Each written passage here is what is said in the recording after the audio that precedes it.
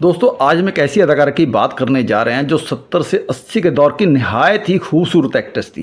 उसका नाम था योगिता बाली। योगिता बाली चक्रवर्ती हमेशा अपनी पर्सनल लाइफ के लिए नहीं बल्कि अपनी पर्सनल लाइफ की वजह से ही सुर्खियों में बनी रही। उस दौर में योगिता के साथ उनकी ज़िंदगी में जो कुछ हो रहा था और जो कुछ हो सकता था और शायद उन्होंने कभी सपने में भी नहीं सोचा होगा। योगिता बाली उस दौर में खूबसूरत थी, मशहूर थी और इसके अलावा उनकी एक और बड़ी पहचान थी, वो ये थी कि वो मशहूर कपूर खानदान की बहू गीता बाली की एक भांजी थी। गीता बाली भी पर्सनली उस दौर में एक मशहूर अदाकारा रही थी, लेकिन ये दूसरी बात है कि योगिता बाली जैसी एक्ट्रेस नहीं बन पाई। योगिता बाली का चेहरा इतना खूबसूरत था, लेकिन उन्हें ज़्यादातर फिल्में वही मिलती थी जिन्हें ज़्यादातर बड़ी एक्ट्रेस छोड़ देती थी या उनमें काम नहीं कर पाती थी।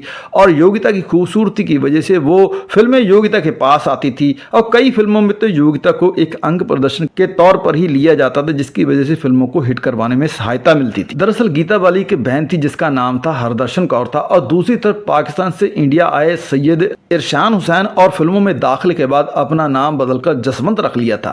उनकी शादी योगिता बाली की मां हरदर्शन कौर से हुई। दरअसल जसवंत पहले से ही शादीशुदा थे और 2 बच्चों के पिता भी थे, इसीलिए जब उन्हें फिल्म इंडस्ट्री में एक बहुत बड़ा नुकसान उठाना पड़ा तब वो सब कुछ छोड़कर वापस अपनी परिवार और बच्चों के पास चले गए। योगिता साल 1952 में पैदा हुई और फिल्मों में काम करती रही, लेकिन बड़ी अभिनेत्री तो वो योगिता बाली कभी नहीं बन पाई, लेकिन उन्हें काम मिलता रहता था। इस बीच उन्होंने बॉलीवुड के मशहूर गायक किशोर कुमार से शादी कर ली, लेकिन योगिता की शादी किशोर कुमार से होने से पहले किशोर कुमार की 2 शादियां ऑलरेडी हो चुकी थी। योगिता किशोर कुमार की तीसरी पत्नी थी। उस वक्त किशोर कुमार मधुबाला के गुजर जाने की वजह से दुखी चल रहे थे, लेकिन पता नहीं कैसे कई जगहों पर लिखा हुआ मिलता है कि योगिता किशोर कुमार के रसिया स्वभाव की वजह से उनकी तरफ आकर्षित हो गई थी।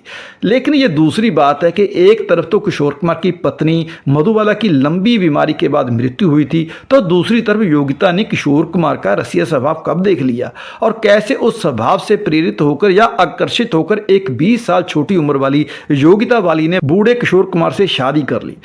सभी जानते थे कि ये बेमेल शादी नहीं चल पाएगी और हुआ भी ऐसा ही। साल 1976 में शादी हुई और साल 1978 में दोनों ने अलग होने का फैसला भी ले लिया। किशोर कुमार ने एक बार कहा भी था और ये बात मशहूर भी है कि इस शादी का टूटना योगिता बाली की मां का इस शादी में ज़्यादा इंटरफेयर करना था। ये बात भी मुझे लॉजिक से थोड़ा परे लगती है, क्योंकि अगर योगिता बाली की मां का योगिता पर इतना इन्वॉल्वमेंट होता तो उन्होंने ऐसी शादी होने ही कैसे दी जिसमें दूल्हा पहले 2 शादियां कर चुका था और योगिता से 20 साल बड़ा भी था। खैर, यह कहा जाता है कि एक बेहतरीन गायक को अपनी सास का इंटरफेरेंस उनके रिश्ते में ज्यादा रास नहीं आया और इसीलिए उन्होंने शादी से बाहर निकलना ही सही समझा और दोनों ने रजामंदी के साथ तलाक ले लिया। इनफैक्ट किशोर कुमार ने एक बार एक इंटरव्यू में एक्सेप्ट भी किया था कि योगिता इस शादी को लेकर ज्यादा सीरियस नहीं थी। उन्होंने आगे ये भी कहा था कि वो शादी को एक मजाक समझती थी और वो केवल अपनी मां को लेकर ही गंभीर थी और उन्हीं के साथ वो रहना चाहती थी और किशोर कुमार ने वही किया जो वो चाहती थी। ऐसा नहीं है कि केवल किशोर कुमार ने अपनी शादी के लिए और योगिता के लिए ऐसा कहा। एक पुराने इंटरव्यू में योगिता ने भी अपनी शादी पर बात करते हुए कहा था कि उस शादी में रहना उनके लिए आसान नहीं था। उन्होंने अपने बेमेल रिश्ते पर बात करते हुए आगे कहा था कि उनकी शादी किशोर कुमार से टूट गई थी, लेकिन मुझे कभी अपने प्यार पर शक नहीं हुआ क्योंकि मुझे कभी उनसे प्यार हुआ ही नहीं था। हमारी शादी एक शादी की तरह थी, लेकिन वो शादी नहीं थी, इसलिए मुझे हमेशा ऐसा लगता था कि मेरी शादी उनसे कभी हुई ही नहीं। और किशोर दा से रिश्ता टूटने के बाद योगिता बाली और मिथुन दा की एक फिल्म की शूटिंग के दौरान बात हुई, बात के बाद मुलाकात हुई और कुछ मुलाकातों के बाद साल 1979 में दोनों की शादी कर ली। किशोर दा से रिश्ता टूटने के बाद उनसे तलाक लेने के बाद करीब 1 साल बाद योगिता ने मिथुन चक्रवर्ती के साथ शादी कर ली और आज दोनों के 3 बेटे और 1 बेटी है। अब यहाँ पर भी एक ट्विस्ट है, वो ऐसा है कि मिथुन चक्रवर्ती की भी एक ऐसी ही शादी पहले हो चुकी थी जो सिर्फ 4 महीने चली थी और उस शादी में भी मिथुन दा पर उनकी पहली पत्नी ने कई गंभीर इल्जाम लगाए थे। दरअसल मिथुन चक्रवर्ती की पहली पत्नी का नाम था हेलना लियो। साल 1979 में शादी और फिर 4 महीने में तलाक के बाद हेलना ने अपने एक इंटरव्यू में सबको चौंकाते हुए कहा था कि मेरी ये 4 महीने की शादी अब एक धुंधला सपना बनकर रह गई है, कहा ये शादी होती ही नहीं। मिथुन ने ही मेरा ब्रेन वॉश किया था और मुझे विश्वास दिलवाया था कि वही मेरे लिए बने हैं और वही मेरे हमसफर हैं, और इसमें वो सफल भी हुए। स्टारडस्ट से बात करते हुए हेलेना ने कहा था कि मैंने ही मिथुन से तलाक मांगा था, वो आज भले ही स्टार बन गए हों, लेकिन इसमें मेरा प्लान नहीं बदलेगा। अगर वो इस दुनिया के सबसे अमीर आदमी भी हुए तब भी मैं उनके पास लौट कर वापस नहीं जाऊंगी। मैंने उनसे एलिमनी भी नहीं मांगी।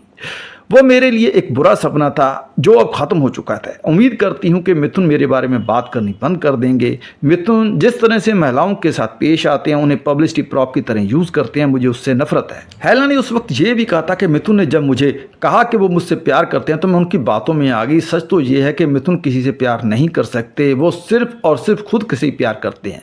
जब मिथुन से मेरी शादी हुई तो बस मुझे ही अकेले घर में रहना होता था। घंटों मिथुन के आने का इंतजार करती रहती थी, और जब मिथुन आते बहुत लेट, मिथुन के साथ मुझे सिर्फ 4 घंटे ही मिलते थे बिताने के लिए। उन्होंने कहा कि मिथुन का दिल जीतने की मैंने बहुत कोशिश की, लेकिन मैं नाकामयाब रही क्योंकि वो बहुत शक्की किस्म के आदमी थे। एक बार का किस्सा सुनाते हुए उन्होंने कहा था कि एक बार तो ऐसा हुआ था, जब मेरा बर्थडे था तो मिथुन ने मुझे 1 पैसा भी नहीं दिया, और तो और वो बम्बई में भी नहीं थे। मैं सारा दिन अकेली घर पर ही रही और शाम को मेरे दोस्त अपने पैसों से मुझे बाहर लेकर गए।